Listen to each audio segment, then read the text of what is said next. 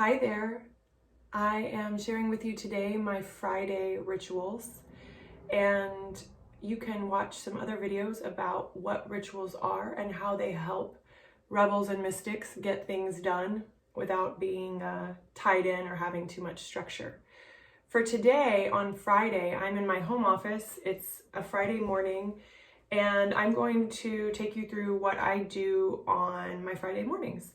So the first thing I do is I clean my desk. I'm going to actually show you my desk.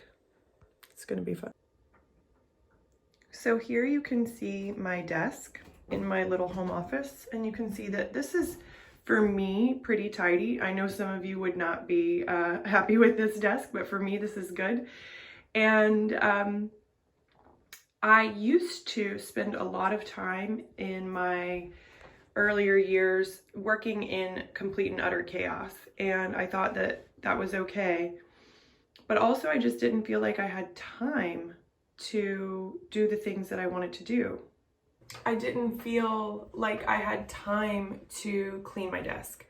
I felt like everything was so urgent that taking care of my physical environment just wasn't a priority. And now that we are in the era of COVID and we are reassessing everything that's important, I realized that the tidiness of the desk was actually really vital for a lot of reasons.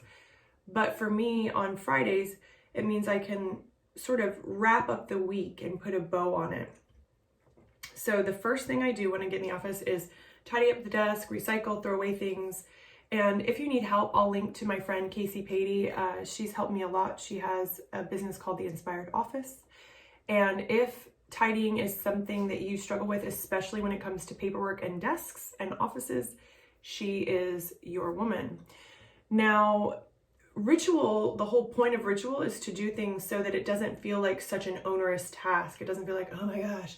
It's something that becomes actually sacred and creative in the process. And tidying the desk is actually sacred and creative because it's about returning the space to order and simplicity, as well as creating space for new things to come in. And I'm going to talk about that in a second. So order and tidying is actually the first principle in my 12 principles of manifesting, and I have a masterclass on that. I'm actually going to run a live month-long manifesting challenge. In any case, the first thing is to start to tidy. Now, I am the world's worst pack rat, and I have a hard time getting into the process of tidying, and what has helped me immensely is to start to create ritual around it. So starting easy with the desk, it's simple, it's contained, and it doesn't take me that long. It's what I do on Friday mornings. The next ritual that I have on Friday mornings is to reassess my altar. Now, this is actually my home altar in my home office. It's not my business altar. I'll show you that another time in my business office. But I know, so lucky to have two offices. So let me show you, I'll take you over here to my home office.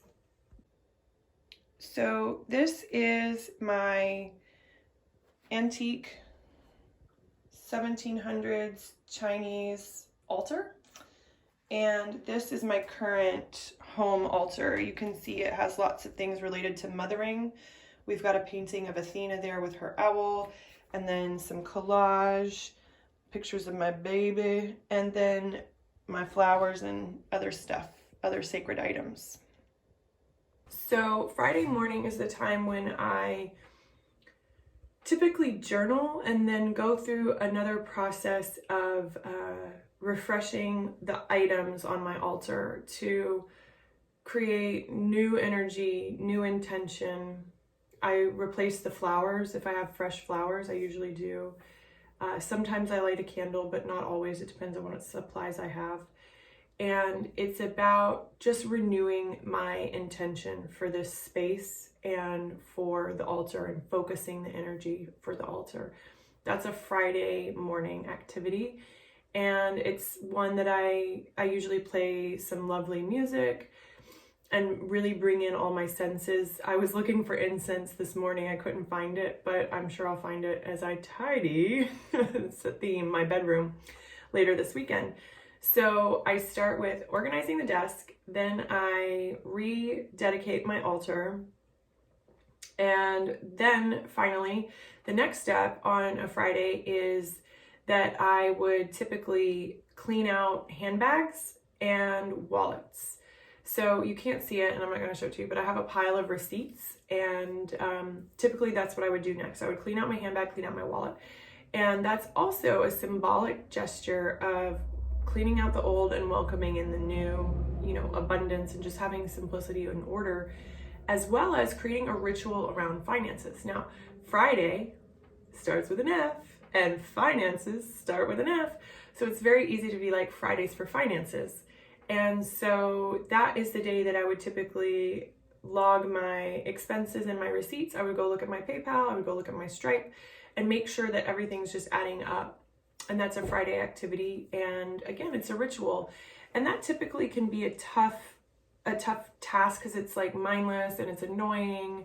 However, the way that you make that more doable is that you do create the ritual around it. Maybe I'll light a candle, maybe I'll play some lovely music, and then the other piece is to give myself a reward on the end of it once I've done that particular task. Today I'm actually working on taxes. So I'm going to do my weekly, but I'm also going to spend an hour and a half doing some tax documents to send to the accountant, and that is definitely something that I need a reward for. So I will probably today get a food reward in the form of peanut butter M&Ms. I don't typically always do food rewards, but that's going to be my little carrot, so that at the end of my tax time I have this like yummy thing to look forward to, and that becomes the ritual of doing it on the Friday, and then the reward of having something to look forward to once I've completed that task.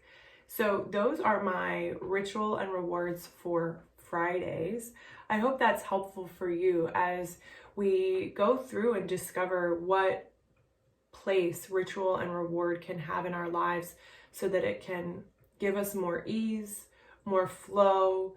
So it's not a tough structure that we're rebelling against, but it's something that feels flexible and nourishing, as opposed to I have to do this and I have to do it now in this way. If you notice, just a little tip, I didn't say anything about time during this process, and that's because I don't actually think about it. I don't schedule a lot of meetings on Fridays, and that's on purpose. And I want this time to be flexible and easeful, and it won't be until later in the afternoon that I have some time structures to work within. In any case, that's my ritual and reward flow for Friday. Thanks so much. See you soon.